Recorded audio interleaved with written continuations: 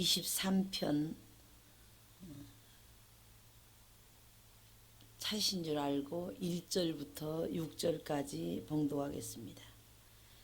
여호와는 나의 목자시니 내가 부족함이 없으리로다. 그가 나를 푸른 초장에 누이시며 쉴만한 물가으로 인도하시는도다. 내 영혼을 소생시키시고 자기 이름을 위하여 의의 길로 인도하시는도다. 내가 사망의 음침한 골짜기로 다닐지라도 해를 두려워하지 않을 것은 주께서 나와 함께 하심이라. 주의 지팡이와 막대기가 나를 안위하시나이다. 주께서 내 원수의 목전에서 내게 상을 베푸시고 기름으로 내 머리에 바르셨으니 내 잔이 넘치나이다.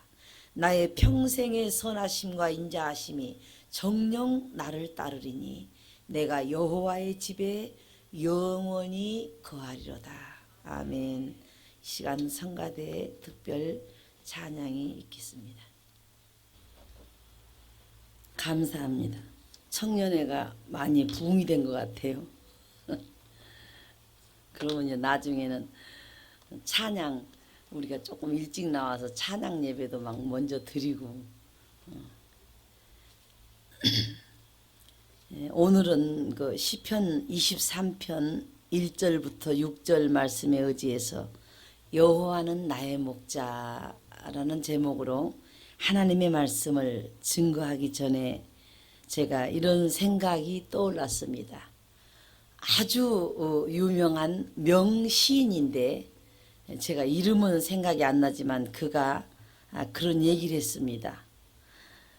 배가 고픈 사람이 배가 고프다고 써놓은 말과 한 번도 배가 안 고파 봤으면서 배가 고플 것 같다. 이것은 절대 상대에게 어떤 영향력을 못 미친답니다. 그렇다면은 배가 정말 고파 본 사람은 나는 배가 심히 고팠다. 배가 고프다 못해 나는 죽을 줄 알았다.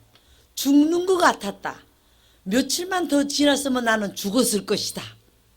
그렇게 표현하듯이 제가 왜 그 지금 용어를 쓰고 있는가 하면 시편의 전체 1편부터 150편까지 다윗이 다 쓴 시는 아니지만은 다윗은 말로 다 할 수 없는 정말 인고와 또 정말 천재지변과 또 하나님으로부터의 훈련과 징계와 말로 다 할 수 없는 어려움을 겪었습니다.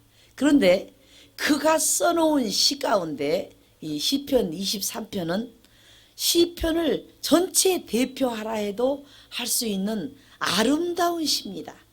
그러니까 정말 사람이 이 뭐랄까요, 너무 연단을 받다 보면 나중에는 마음이 강팍해져 가지고 이렇게 돌짝밭같이 단단해질 수가 있는데 다윗은 얼마나 어려움을 겪었습니까?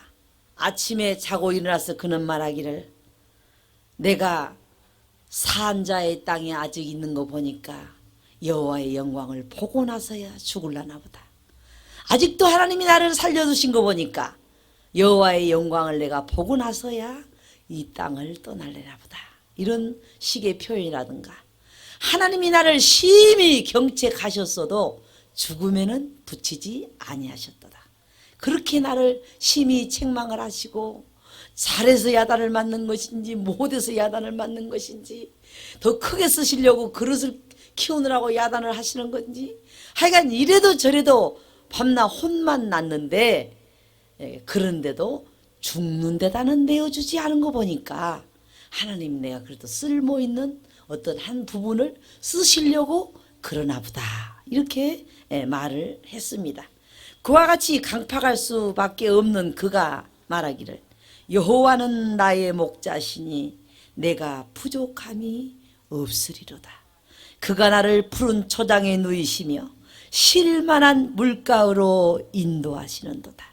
내 영혼을 소생시키시고 자기 이름을 위하여 의의 길로 인도하시는도다. 내가 사망의 음침한 골짜기로 다닐지라도 해를 두려워하지 않을 것은 주께서 나와 함께 하심이라.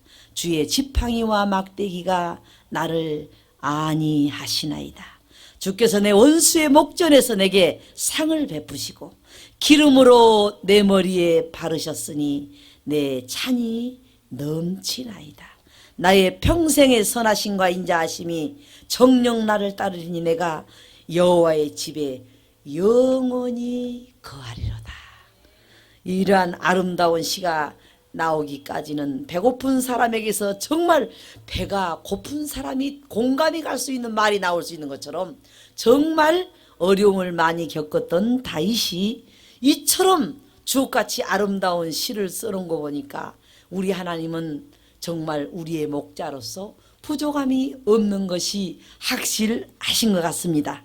하나님께서는 천하보다도 귀한 생명을 위하여 행하시는 그 놀라운 일들을 그의 양의 무리들에게 나타나 보이시고 베푸시고 또 그 크신 사랑을 우리는 다시 한번 오늘 생각하면서 그 은혜를 새기고자 합니다. 첫째, 여호와는 나의 목자시니 부족함이 없다라고 하는 말씀을 생각하면서 생명의 공급자가 되시는 하나님을 우리는 생각하게 됩니다. 23편 2절을 보니까 그가 나를, 여기서 하나님이라고 하는 그 명칭보다도 너무나 친근하게 그분이, 또 그가 바로 나와 함께 동행하고 있는 바로 그 사람, 그가 나를 푸른 초장에 누이시며 쉴만한 물가로 인도하시는도다. 어쩌면 나를 그렇게 갖다가 배고플 때는 아셔서 푸른 초장에 갖다가 눕혀놓으셨다가 또 쉴만한 물가에 가서 물을 실컷 마시도록 나를 이렇게 이끌고 다니시는 건가. 그 하나님에 대해서 지금 찬양과 노래를 하고 있는 것입니다. 또 그는 말하기를 여호와는 내 생명의 능력이시니 이 땅에서 자기는 어떤 것도 두려워하지 않겠다고 했습니다. 시편 27편 1절에도 여호와는 나의 빛이요 나의 구원이시니 내가 누구를 두려워하리요. 여호와는 내 생명의 능력이시니 내가 누구를 무서워하리요. 궁극적으로 우리는 두려워하거나 무서워하지 맙시다.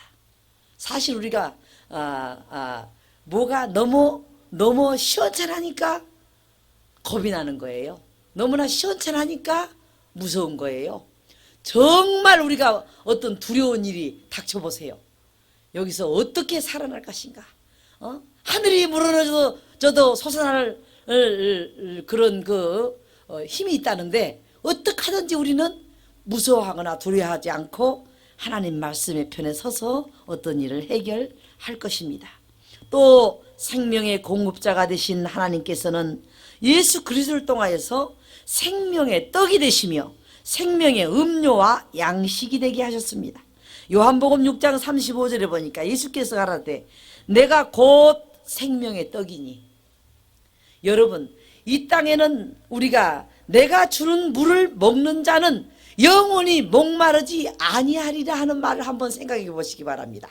이 땅에서 철학자가 하는 말도 한 시대가 바꾸면서 그 전대의 철학자가 했던 말과 조금 또 그 원리가 달라졌고 또 전대에 말했던 그 진리라고 했던 내용이 지금에 와서 보니까 좀 바꿔졌고 지구가 뭐 돌면 지구 끝에 달려가다 떨어져 죽는다더니 갈릴레오 말대로 정말 돌고 있어서 절대 떨어지는 일이 없었구나. 이게 세월이 얼마나 흐른 다음에 그걸 알게 됐습니까? 그러니 그것은 온전한 진리가 아닌 것은 언젠가는 세월이 흐르면서 또 드러난다는 것입니다. 그러나 예수께서는 나를 믿는 자는 영원히 목마르지 아니하리라. 불변하다는 겁니다. 목마르지 않다고 하는 말은 고갈이 생기지 않는다는 거예요. 한 번 하신 말씀은 진리요 영원한 것이요 또 다른 것으로 바꿔질 일이 없기 때문에 그 말씀은 영원히 우리가 목마르지 아니한 것입니다. 그래서 예수께서는 요한복음 6장 35절에 가라사대 내가 곧 생명의 떡이니 내게 오는 자는 결코 줄이지 아니할 것이요. 생명의 떡이라는 말씀도 마찬가지죠. 어떤 소재건 재료건 어떤 것이든 자연 삼라 만상에 있어지는 그 모든 조화가 다 하나님의 손에서 공급되기 때문에 결코 줄이지 아니할 터이요. 나를 믿는 자는 영원히 목마르지 아니하리라. 세상 지식으로 고집이 꽉 차가지고 또 뭐 거기서 또 많이 한다나 뭐 공자, 맹자, 순자 뭐 별의별. 우리나라는 얼마나 성형이 많은 줄 압니까? 옛날에 일본식으로 다 뭐 영자, 먼자, 그게 다 중국식으로 발음하면 다 공자, 그 자자가 들어가야 성인이 되는 거예요. 그런 우리 한국의 이름을 바꿔줘도 다 성인으로 바꿔줬어. 영자, 순자, 먼자 다. 여러분, 제가 농담을 하는 얘기 같지만은 그게 사실은 사실입니다. 어쨌든 간에 하나님 앞에 우리는 영원히 목마르지 아니합니다. 또 우리 생명의 원천이 하나님께 있다고 말씀하십니다. 이것은 결과론적인 것 가지고 우리가 창고를 짓고 넓게 지어놓고 많이 실컷 먹자 했던 이런 어리석은 부자와 같지 아니하고, 하나님은 모든 것의 근원이 하나님께 있다는 겁니다. 원천이 하나님께 있다는 것을 우리는 성경 말씀에 시편 36편 9절에 보니까 대저 생명의 원천이 주께 있사오니, 원천은 모든 것의 시작입니다. 모든 것의 시작과 진행과 결과와 그것을 하나님이 갖고 계신다는 거지요. 그러니까는 세상에서 그 독재자들이 오래 살고 싶어 가지고 하다못해 이집트에서는 옛날에 그 영화의 극치에 달할 때 다시 자기들이 영원히 살고 싶으니까 사람을 박제시켜 가지고 뼈만 남게 해가지고 눕혀놓은 거 보세요. 그렇게 해갖고 영원히 살겠어요? 여러분, 그건 갈수록 세월 지나갈수록 말라붙어 가는 거죠. 그것은 절대 생명의 원천이 아니죠. 그래서 대저 생명의 원천이 주께 있사오니 주의 강명 중에 우리가 강명을 버리이다. 생명의 원천은 시작도 마지막도 주의 손에 있는 것입니다. 또 오직 주의 예수만이 우리에게, 우리가 너무 잘 아는 말씀이지만 길이요 생명이라고 말씀합니다. 요한복음 14장 6절에 예수께서 가라사대, 여기서 보니까 내가 길이요 하지 않고 내가 곧 길이요 그랬어요. 그러니까 더 이상도 이하도 상하 좌우도 찾아봐야 소용이 없다는 겁니다. 어떻게 보면 굉장히 우리 하나님의 그 메시지가 아주 파시오고 독선인 것 같지만은, 하나님은 그 이상도 이하도 없으니까 없다가지, 그럼 무슨 하나님이 우리 비율을 맞추려고 거짓말을 해야 되겠습니까? 아니다, 또 있다, 이렇게 또 하나님이 우리에게 마치 어린아이에게 알아듣지 못하겠으니까 어린아이가 알아들은 말로 우리가 고쳐가지고 해주듯이 하나님도 우리에게 그럴 수는 없는 거지요. 사실을 사실대로 알려주시는 겁니다. 내가 곧 길이요 진리요 생명이니 나로 말미암고는 아버지께로 올 자가 없느니라. 이와 같이 생명의 공급자가 되십니다. 두 번째로는 생명의 인도자가 되십니다. 우리가 앉고 서는 거, 움직이는 거, 어떤 일을 하는 거, 다 그 모든 것을 하나님이 인도하십니다. 지금 그러한 그 중동 선교 문제도 우리 교회에서 했으면 좋았을 걸. 우리는 할 일이 더 많다니까요. 앞으로 지금 어느 나라에 하나에 지금 매여 있을 수가 없어요.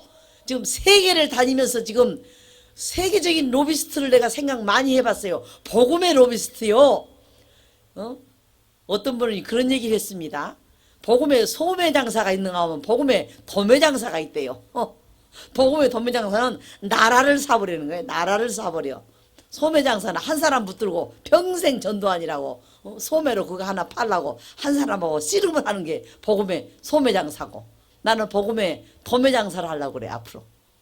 나는 복음의 빚진 자로도 하는 그 로마에 갔던 바울처럼, 바울은 에베소나 또는 또 소아시아 7교회나 로마나 다 그 도매 장사로 다니는 사람이요. 사도 바울은 가서 그 사람들 붙들고 몇 명 앉아가지고 소매 장사하고 있질 않았어요. 어쨌든 생명의 인도자가 되십니다.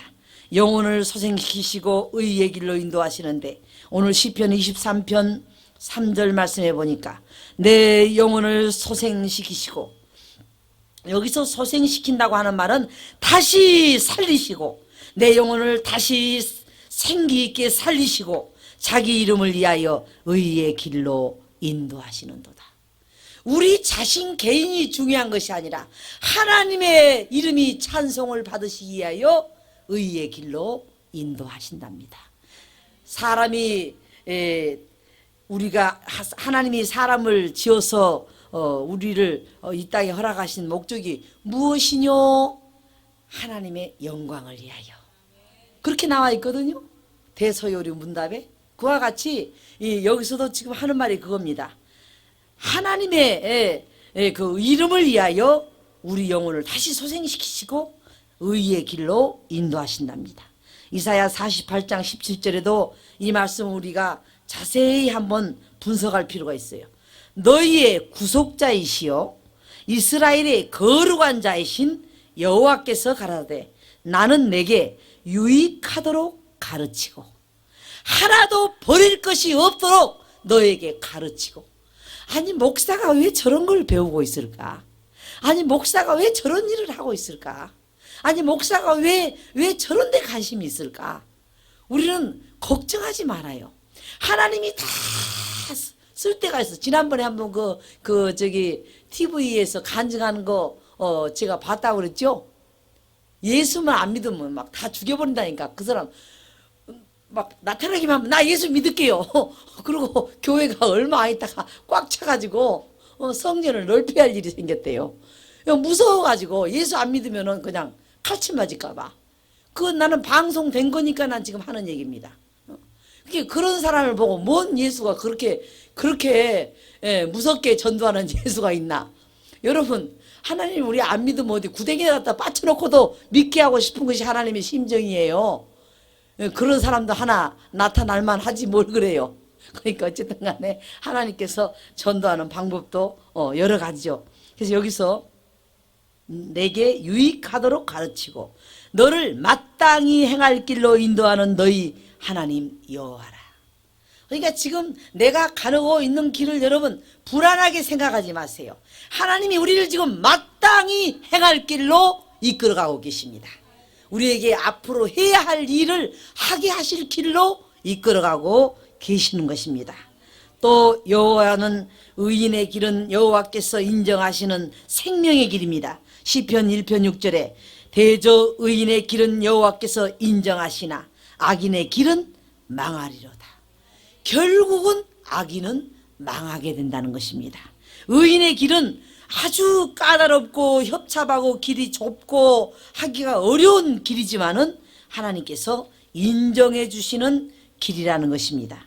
또 하나님만이 지혜로울 길과 정직한 길로 우리를 인도하십니다. 잠언 4장 11절부터 12절을 보니까 내가 지혜로운 길로 내게 가르쳤으며 정직한 첩경으로 너를 인도하였은즉 다닐 때 내 걸음이 곤란치 아니하겠고 달려갈 때 실족하지 아니하리로다. 아이고 지금 바빠 죽겠는데 지하철을 놓쳤네. 바빠 죽겠는데 비행기가 떠나버렸네. 바빠 죽겠는데 지금 버스가 떠난 다음에 손 들고 있네. 다 감사하세요.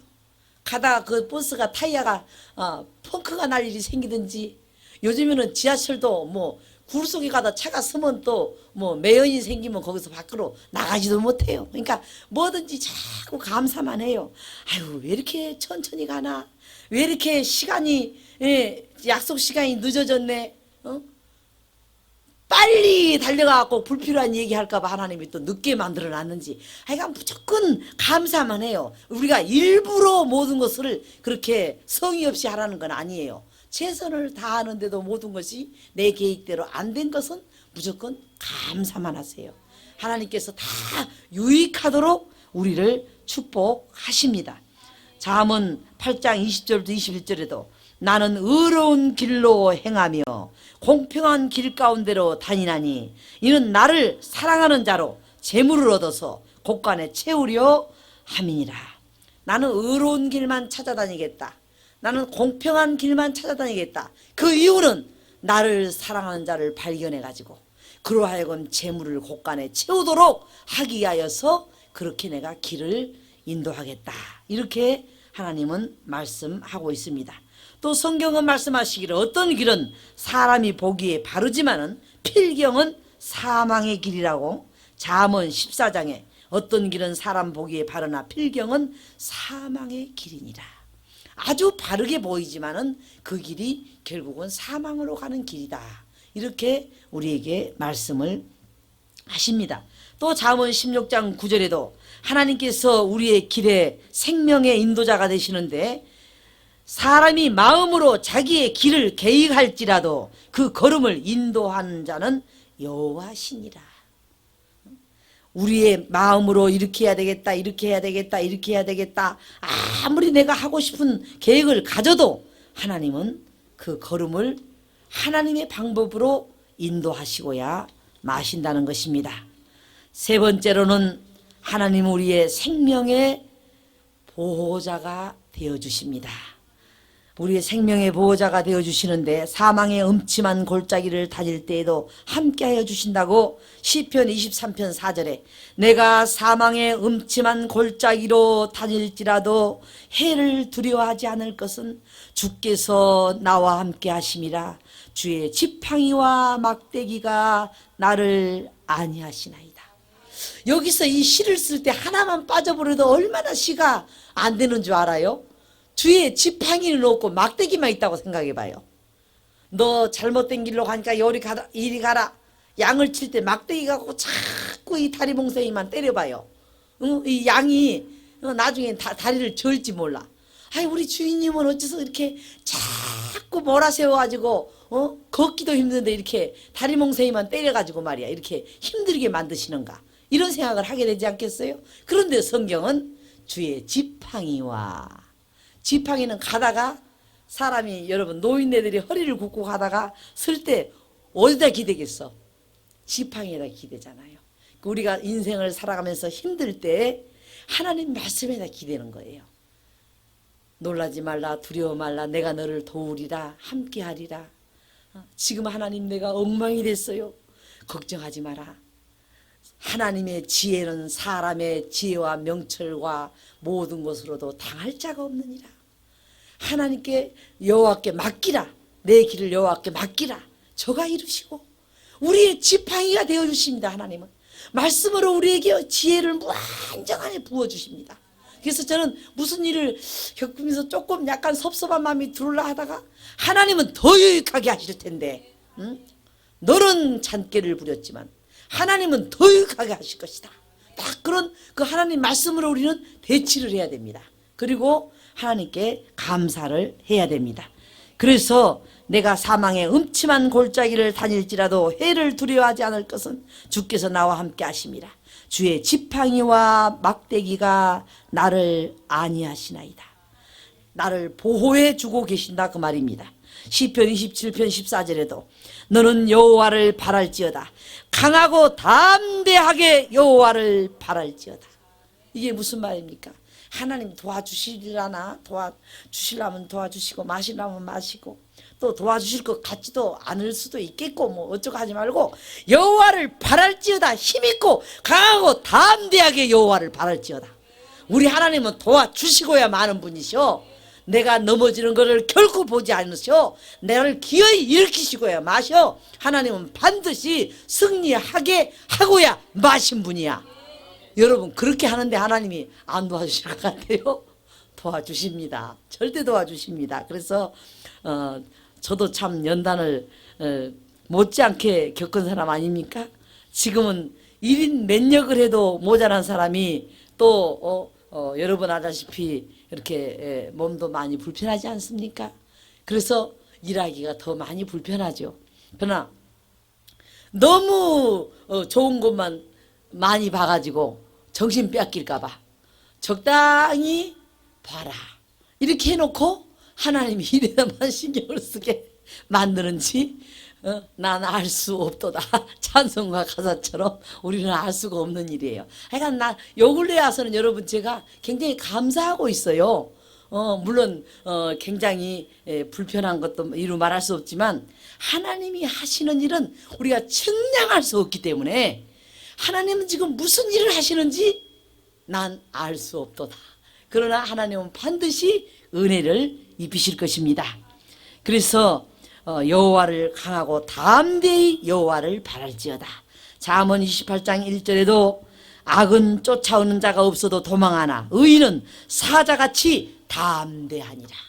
악은 쫓아오는 자가 없어도 밤에 잠도 못 자고 벌벌 떨어요. 그러나 의인은 담대하니라.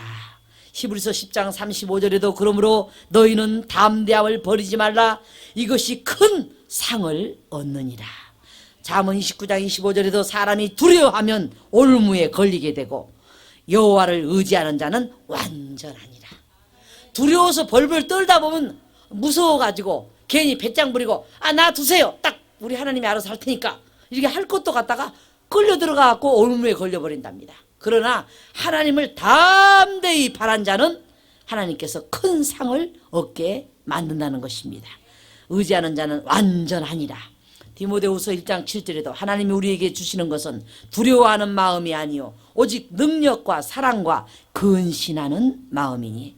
이사야 41장 10절에도 우리가 너무나 잘 아는 말씀이지만 두려워하지 말라 내가 너와 함께함이니라. 놀라지도 말라 나는 내 하나님이 됨이니라. 내가 너를 굳세게 하리라. 참으로 너를 도와주리라. 참으로 나의 의로운 오른손으로 너를 붙들리라. 우리는 지키시는 이는 졸지도 않고 주무시지도 아니하신다고 시편 121편 4절에 이스라엘을 지키는 자는 졸지도 아니하시고 주무시지도 아니하시려다. 하나님만 우리가 의지합시다. 하나님께만 부탁합시다. 하나님께만 기도합시다. 무시로 기도하라고 그랬죠. 제가 막 여러분 장사하면서도 계속 물건 팔면서 그거 얼마짜리입니다. 하나님 역사해 주세요. 뭐 그거 하나 팔겠다고 기도하는 게 아니라 그냥 민족들로 여호와를 찬양하게 하시며 나라들로 여호와를 찬송케 하시며 하나님 적은 하나님의 성전에서 세계를 한번 뒤엎는 그런 구원의 역사가 일어나게 역사하여 주시옵소서. 우리는 하나님께 항상 기도할 때 하나님은 큰 역사를 나는 반드시 일으키고야 마실 줄 압니다. 또 말할 수 없는 기도가 쌓였고요. 또한 성경은 주께 피하는 자는 주의 보호로 인하여 영영이 기뻐서 외친다고 그랬습니다. 시편 5편 11절에 오직 주께 피하는 자는 다 기뻐하며 주의 보호로 인하여 영영이 기뻐서 외치며 주의 이름을 사랑하는 자들은 주를 즐거워하리이다 그랬습니다. 또 눈동자같이 우리를 지키시는데 시편 17편 8절에 나를 눈동자같이 지키고 주의 날에 그른 하늘에 감추사 나를 압제하는 악인과 나를 에워싼 극한 원수에게서 벗어나게 하소서. 눈동자같이 눈이 얼마나 여러분 저는 눈에 대해서 조금 이제 아는 것 같아요. 눈까지 약 한 알이 전달되려면요 온 몸이 만신창이가 돼버려요. 그러니까 이만한 조그만 알약 하나가요 눈까지 전달되는 데는 내가 혼수 상태가 돼버려요. 그러니까 눈은 그만큼 하나님이 보호를 시켜놨다는 얘기예요. 이 약물도 우리가 좀 다른 데가 아파갖고 독한 약 많이 먹잖아요. 그 영향을 이 눈이 못 받도록 돼 있습니다. 그러니까 나는 그게 너무너무 신기한 거예요. 그래서 내가 낮이고 밤이고 이만한 약 하나를 먹으려면은 그것은 정말 아주 어디도 24시간 안 갈 생각을 하고 먹어야 돼요. 그거 먹고는 완전히 사람이 딱 그 만취된 사람 길가에 누워갖고 넉다운 데도 그렇게 돼버려요. 그래서 내가 한번 물었어요 의사에게 왜 그러냐 했더니 그만큼 그 눈이 귀중하기 때문에 창조한 신이 눈에게는 절대 그것이 접근을 못하도록 그렇게 보호막이 되어 있대요. 그러니까 눈은 나빠져도 또 어떻게 보면 약이 없대요. 이제 우리가 겉에다가 이렇게 이제 물방울로 넣는 것은 이제 그 겉에 대한 얘기고 이 시신경으로 들어가는 약은 아니죠 그게. 그러니까 하나님 우리를 눈동자 같이 지킨다는 것은 어떤 사람도 접근 못합니다. 그건 아주 완전 보호막입니다. 그래서 하나님이 성경에 우리를 눈동자 같이 지키신다는 그 용어가 나올 때마다 그것은 꼼짝없이 누가 손도 못 댄다는 얘기입니다. 아주 접근도 못한다는 얘기입니다. 하나님께서 우리를 주의 날개 아래 감추사 눈동자와 같이 지키시며 나를 압제하는 자의 악인의 나를 에워싼 극한 원수에게서 벗어나게 하소서. 생명의 근원이 되시며 우리 생명의 인도와 또한 우리의 모든 안전한 그러한 안식을 지키시고 책임지시는 여호와를 우리 하나님으로 삼은 우리는 행복한, 정말 나의 목자시니 부족함이 없으리로다. 시편 23편을 우리가 다 외울 수 있죠. 외워서 이 말씀이 다윗이 한가하고 편안할 때 나온 시가 아닙니다. 극한 상황에서는 주의 지팡이와 막대기가 나를 지켜주고 계시군요. 주의 지팡이와 막대기가 나를 안위해주고 계시군요. 이러한 그 극한 상황에서 우리는 이 시편을 하나님께 우리가 암송하고 또 시편을 우리가 그 말씀을 의지하면서 하나님 우리 생명의 최후까지 책임져 주신다는 사실을 생각하면서 이 말씀을 드렸습니다. 기도하겠습니다. 생명의 인도자가 되시고 보호자가 되시고 공급자가 되신 하나님, 여호와는 나의 목자시니 내가 부족함이 없으리로다. 그가 나를 푸른 초장에 누이시며 쉴만한 물가로 인도하시는도다. 내 영혼을 소생시키시고 자기 이름을 위하여 의의 길로 인도하시는. 내가 사망의 음침한 골짜기로 다닐지라도 해를 두려워하지 않을 것은 주께서 나와 함께 하심이라. 주의 지팡이와 막대기가 나를 안위한 것입니다. 그래서 예수께서는 요한복음 6장 35절에 가라사대 내가 곧 생명의 떡이니 내게 오는 자는 결코 줄이지 아니할 것이요. 생명의 떡이라는 말씀도 마찬가지죠. 어떤 소재건 재료건 어떤 것이든 자연 삼라 만상에 있어지는 그 모든 조화가 다 하나님의 손에서 공급되기 때문에 결코 줄이지 아니할 터이요. 나를 믿는 자는 영원히 목마르지 아니하리라. 세상 지식으로 고집이 꽉 차가지고 또 뭐 거기서 또 많이 한다나 뭐 공자, 맹자, 순자 뭐 별의별. 우리나라는 얼마나 성형이 많은 줄 압니까? 옛날에 일본식으로 다 뭐 영자, 먼자, 그게 다 중국식으로 발음하면 다 공자, 그 자자가 들어가야 성인이 되는 거예요. 그런 우리 한국의 이름을 바꿔줘도 다 성인으로 바꿔줬어. 영자, 순자, 먼자 다.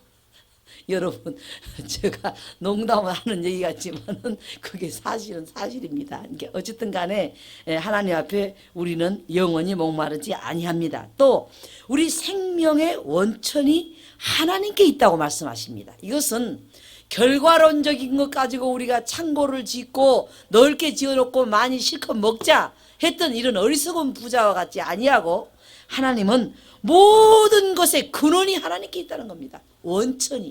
원천이 하나님께 있다는 것을 우리는 성경 말씀에 시편 36편 9절에 보니까 대저 생명의 원천이 주께 있사오니, 원천은 모든 것의 시작입니다. 모든 것의 시작과 진행과 결과와 그것을 하나님이 갖고 계신다는 거죠. 그러니까는 세상에서 그 독재자들이 오래 살고 싶어 가지고 하다못해 이집트에서는 옛날에 그 영화의 극치에 달할 때 다시 자기들이 영원히 살고 싶으니까 사람을 박제시켜가지고 뼈만 남게 해가지고 눕혀놓은 거 보세요. 그렇게 해갖고 영원히 살겠어요? 여러분, 그건 갈수록 세월 지나갈수록 말라붙어 가는 거죠. 그것은 절대 생명의 원천이 아니죠. 그래서 대저 생명의 원천이 주께 있사오니 주의 강명 중에 우리가 강명을 버리이다. 생명의 원천은 시작도 마지막도 주의 손에 있는 것입니다. 또 오직 주의 예수만이 우리에게, 우리가 너무 잘 아는 말씀이지만 길이요 생명이라고 말씀합니다. 요한복음 14장 6절에 예수께서 가라사대, 여기서 보니까 내가 길이요 하지 않고 내가 곧 길이요 그랬어요. 그러니까 더 이상도 이하도 상하 좌우도 찾아봐야 소용이 없다는 겁니다. 어떻게 보면 굉장히 우리 하나님의 그 메시지가 아주 파시오고 독선인 것 같지만은 하나님은 그 이상도 이하도 없으니까 없다가지. 그럼 무슨 하나님이 우리 비율을 맞추려고 거짓말을 해야 되겠습니까? 아니다, 또 있다, 이렇게 또 하나님이 우리에게 마치 어린아이에게 알아듣지 못하겠으니까 어린아이가 알아들은 말로 우리가 고쳐가지고 해주듯이 하나님도 우리에게 그럴 수는 없는 거지요. 사실을 사실대로 알려주시는 겁니다. 내가 곧 길이요 진리요 생명이니 나로 말미암고는 아버지께로 올 자가 없느니라. 이와 같이 생명의 공급자가 되십니다. 두 번째로는 생명의 인도자가 되십니다. 우리가 앉고 서는 거, 움직이는 거, 어떤 일을 하는 거, 다 그 모든 것을 하나님이 인도하십니다. 지금 그러한 그 중동 선교 문제도 우리 교회에서 했으면 좋았을 걸. 우리는 할 일이 더 많다니까요. 앞으로 지금 어느 나라에 하나에 지금 매여 있을 수가 없어요. 지금 세계를 다니면서 지금 세계적인 로비스트를 내가 생각 많이 해봤어요. 복음의 로비스트요. 어떤 분이 그런 얘기를 했습니다. 복음에 소매 장사가 있는가 하면 복음에 도매 장사가 있대요. 복음의 도매 장사는 나라를 사버리는 거예요. 나라를 사버려. 소매 장사는 한 사람 붙들고 평생 전도하니라고 소매로 그거 하나 팔라고 한 사람하고 씨름을 하는 게 복음의 소매 장사고, 나는 복음의 도매 장사를 하려고 그래 앞으로. 나는 복음의 빚진 자로다 하는 그 로마에 갔던 바울처럼, 바울은 에베소나 또는 또 소아시아 7교회나 로마나 다 그 도매 장사로 다니는 사람이요. 사도 바울은 가서 그 사람들 붙들고 몇 명 앉아가지고 소매 장사하고 있질 않았어요. 어쨌든 생명의 인도자가 되십니다. 영혼을 소생시키시고 의의 길로 인도하시는데, 오늘 시편 23편 3절 말씀해 보니까 내 영혼을 소생시키시고, 여기서 소생시킨다고 하는 말은 다시 살리시고, 내 영혼을 다시 생기 있게 살리시고 자기 이름을 위하여 의의 길로 인도하시는도다. 우리 자신 개인이 중요한 것이 아니라 하나님의 이름이 찬송을 받으시기 위하여 의의 길로 인도하신답니다. 사람이 우리가 하나님이 사람을 지어서 우리를 이 땅에 허락하신 목적이 무엇이뇨? 하나님의 영광을 위하여. 그렇게 나와 있거든요. 대서요리 문답에. 그와 같이 여기서도 지금 하는 말이 그겁니다. 하나님의 그 이름을 위하여 우리 영혼을 다시 소생시키시고 의의 길로 인도하신답니다. 이사야 48장 17절에도 이 말씀을 우리가 자세히 한번 분석할 필요가 있어요. 너희의 구속자이시여 이스라엘의 거룩한 자이신 여호와께서 가라사대 나는 내게 유익하도록 가르치고 하나도 버릴 것이 없도록 너에게 가르치고. 아니 목사가 왜 저런 걸 배우고 있을까? 아니 목사가 왜 저런 일을 하고 있을까? 아니 목사가 왜 저런 데 관심이 있을까? 우리는 걱정하지 말아요. 하나님이 다 쓸 때가 있어. 지난번에 한번 TV에서 간증하는 거 제가 봤다고 그랬죠? 예수만 안 믿으면 막 다 죽여버린다니까. 그 사람 막 나타나기만 하면 나 예수 믿을게요. 그리고 교회가 얼마 안 있다가 꽉 차가지고 성전을 넓혀야 할 일이 생겼대요. 무서워가지고 예수 안 믿으면은 그냥 칼침 맞을까봐. 그건 나는 방송된 거니까 난 지금 하는 얘기입니다. 그런 사람을 보고 뭔 예수가 그렇게 무섭게 전도하는 예수가 있나? 여러분, 하나님 우리 안 믿으면 어디 구덩이에 갖다 빠쳐놓고도 믿게 하고 싶은 것이 하나님의 심정이에요. 그런 사람도 하나 나타날만 하지 뭘 그래요. 그러니까 어쨌든 간에 하나님께서 전도하는 방법도 여러 가지죠.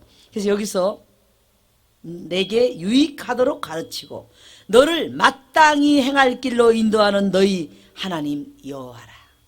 그러니까 지금 내가 가고 있는 길을 여러분 불안하게 생각하지 마세요.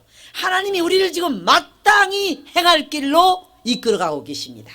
우리에게 앞으로 해야 할 일을 하게 하실 길로 이끌어가고 계시는 것입니다. 또 여호와는 의인의 길은 여호와께서 인정하시는 생명의 길입니다. 시편 1편 6절에 대저 의인의 길은 여호와께서 인정하시나 악인의 길은 망하리로다. 결국은 악인은 망하게 된다는 것입니다. 의인의 길은 아주 까다롭고 협잡하고 길이 좁고 하기가 어려운 길이지만은 하나님께서 인정해 주시는 길이라는 것입니다. 또 하나님만이 지혜로울 길과 정직한 길로 우리를 인도하십니다. 잠언 4장 11절부터 12절에 보니까 내가 지혜로운 길로 내게 가르쳤으며 정직한 첩경으로 너를 인도하였은즉 다닐 때 내 걸음이 곤란치 아니하겠고 달려갈 때 실족하지 아니하리로다. 아이고 지금 바빠 죽겠는데 지하철을 놓쳤네. 바빠 죽겠는데 비행기가 떠나버렸네. 바빠 죽겠는데 지금 버스가 떠난 다음에 손 들고 있네. 다 감사하세요.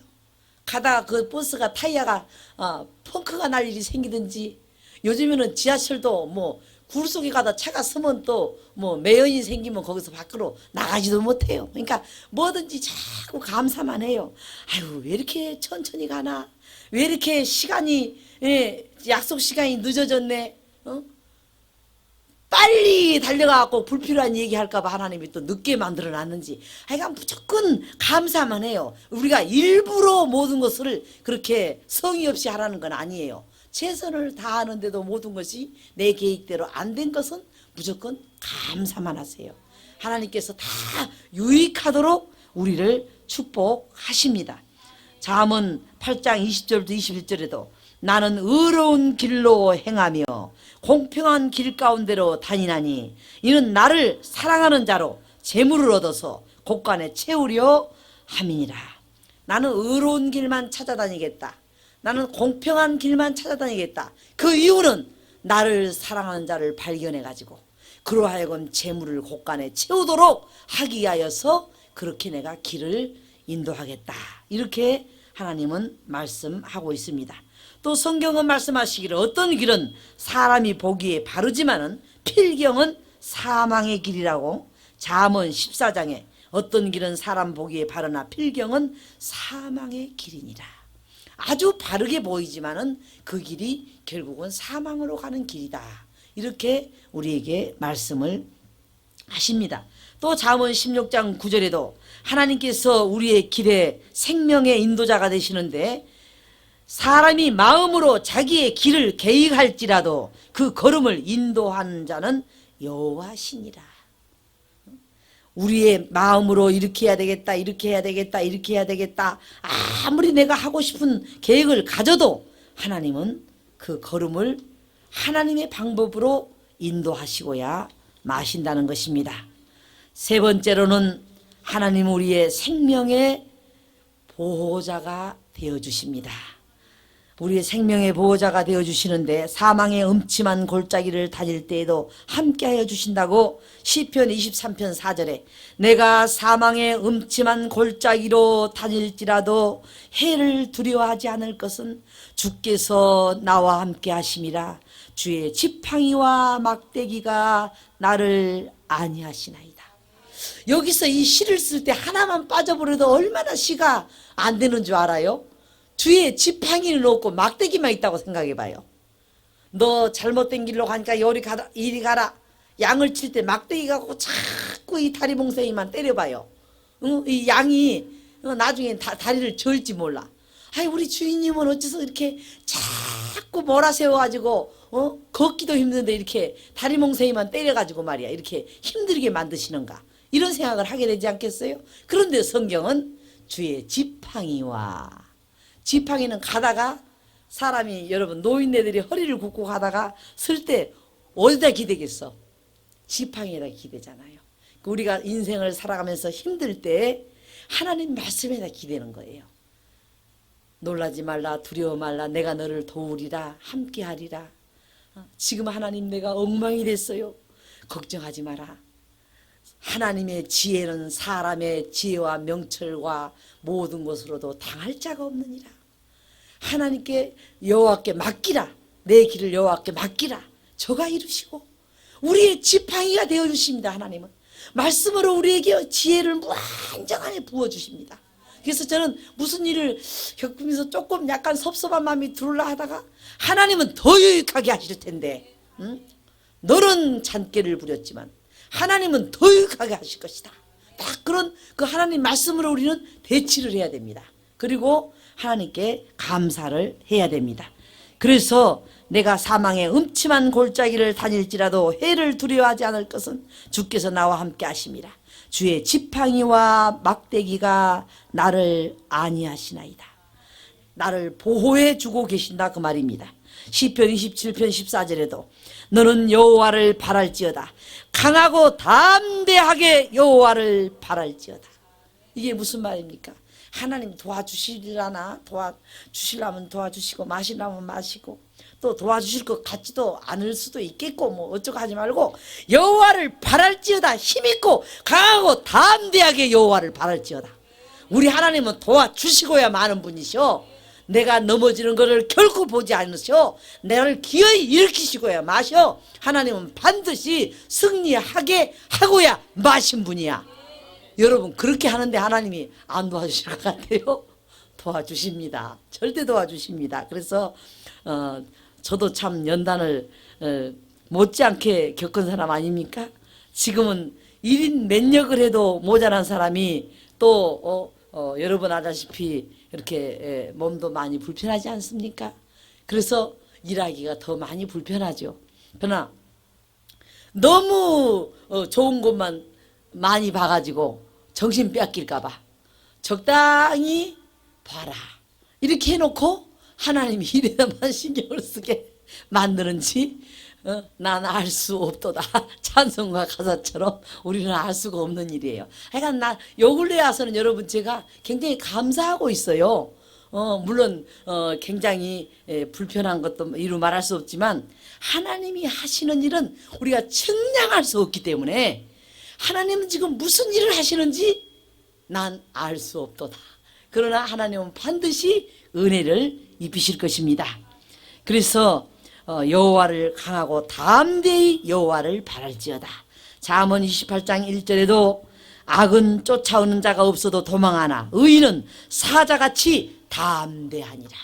악은 쫓아오는 자가 없어도 밤에 잠도 못 자고 벌벌 떨어요. 그러나 의인은 담대하니라. 히브리서 10장 35절에도 그러므로 너희는 담대함을 버리지 말라. 이것이 큰 상을 얻느니라. 잠언 29장 25절에도 사람이 두려워하면 올무에 걸리게 되고 여호와를 의지하는 자는 완전하니라. 두려워서 벌벌 떨다 보면 무서워가지고 괜히 배짱 부리고 나 두세요. 딱 우리 하나님이 알아서 할 테니까 이렇게 할 것도 갖다가 끌려 들어가고 올무에 걸려버린답니다. 그러나 하나님을 담대히 바란 자는 하나님께서 큰 상을 얻게 만든다는 것입니다. 의지하는 자는 완전하니라. 디모데후서 1장 7절에도 하나님이 우리에게 주시는 것은 두려워하는 마음이 아니요 오직 능력과 사랑과 근신하는 마음이니. 이사야 41장 10절에도 우리가 너무나 잘 아는 말씀이지만 두려워하지 말라 내가 너와 함께함이니라. 놀라지도 말라 나는 내 하나님이 됨이니라. 내가 너를 굳세게 하리라. 참으로 너를 도와주리라. 참으로 나의 의로운 오른손으로 너를 붙들리라. 우리는 지키시는 이는 졸지도 않고 주무시지도 아니하신다고 시편 121편 4절에 이스라엘을 지키는 자는 졸지도 아니하시고 주무시지도 아니하시려다. 하나님만 우리가 의지합시다. 하나님께만 부탁합시다. 하나님께만 기도합시다. 무시로 기도하라고 그랬죠. 제가 막 여러분 장사하면서도 계속 물건 팔면서 그거 얼마짜리입니다. 하나님 역사해 주세요. 뭐 그거 하나 팔겠다고 기도하는 게 아니라 그냥 민족들로 여호와를 찬양하게 하시며 나라들로 여호와를 찬송케 하시며 하나님 적은 하나님의 성전에서 세계를 한번 뒤엎는 그런 구원의 역사가 일어나게 역사하여 주시옵소서. 우리는 하나님께 항상 기도할 때 하나님은 큰 역사를 나는 반드시 일으키고야 마실 줄 압니다. 또 말할 수 없는 기도가 쌓였고요. 또한 성경은 주께 피하는 자는 주의 보호로 인하여 영영이 기뻐서 외친다고 그랬습니다.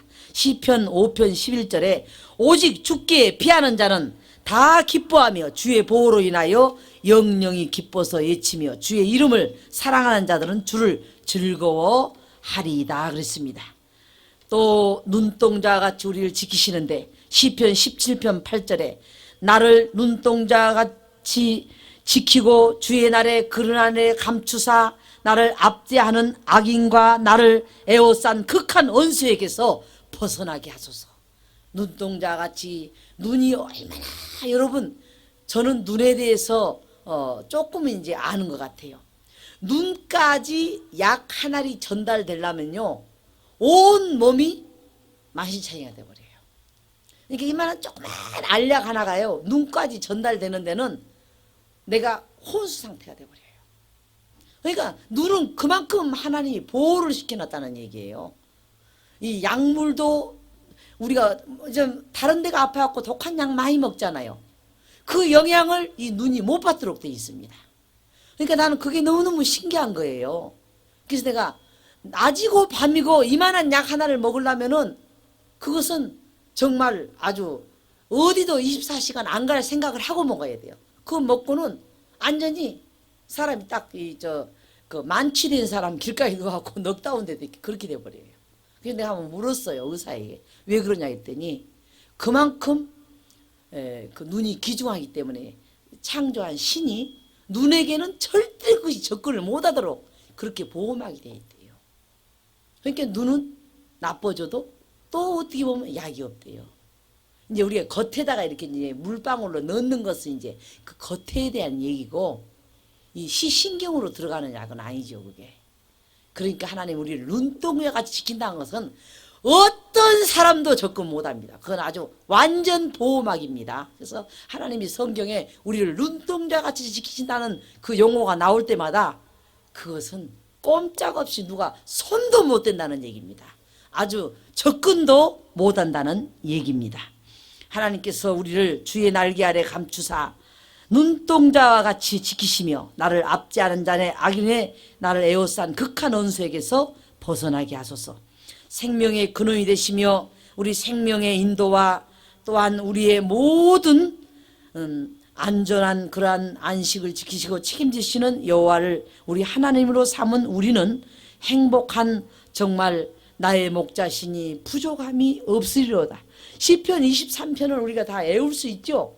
외워서 이 말씀이 다윗이 한가하고 편안할 때 나온 시가 아닙니다. 극한 상황에서는 주의 지팡이와 막대기가 나를 지켜주고 계시군요. 주의 지팡이와 막대기가 나를 안위해주고 계시군요. 이러한 그 극한 상황에서 우리는 이 시편을 하나님께 우리가 암송하고 또 시편을 우리가 그 말씀을 의지하면서 하나님 우리 생명의 최후까지 책임져 주신다는 사실을 생각하면서 이 말씀을 드렸습니다.